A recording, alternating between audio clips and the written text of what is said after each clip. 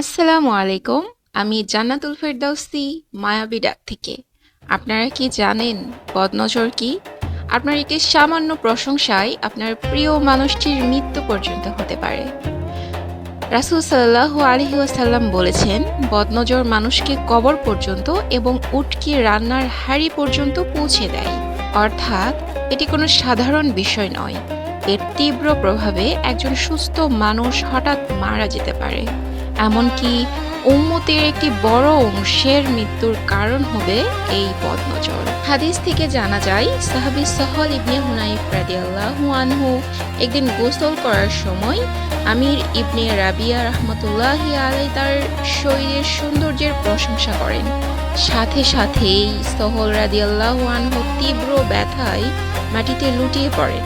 রাসূল সাল্লাল্লাহু আলাইহি ওয়াসাল্লাম ঘটনা শুনে বলেন, তোমরা কেন তোমাদের ভাইকে হত্যা করতে চাও?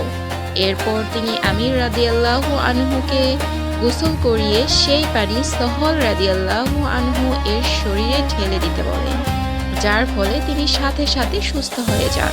বদনজর এমনকি নিজের ওপরও লাগতে পারে।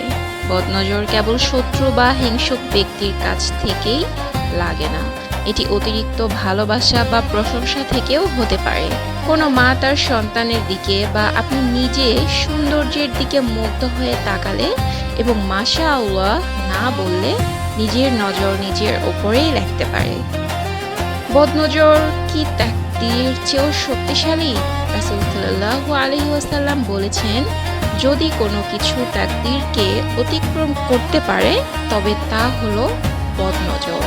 এর মানে হলো এটি আল্লাহর নির্ধারিত ভাগ্যের অংশ হিসেবেই এত দ্রুত এবং ভয়াবহভাবে কাজ করে। কিছু সাধারণ সিম্পটম: অকারণে সবসময় শরীর দুর্বল লাগা বা হাই তোলা, মেডিকেল চেকআপের কোনো রোগ ধরা না পড়লেও শারীরিক অসুস্থতা, চেহারা ফ্যাকাশে বা হলদেটে হয়ে যাওয়া, একটানা কাজের প্রতি অনীহা বা বারবার হাই ওঠা।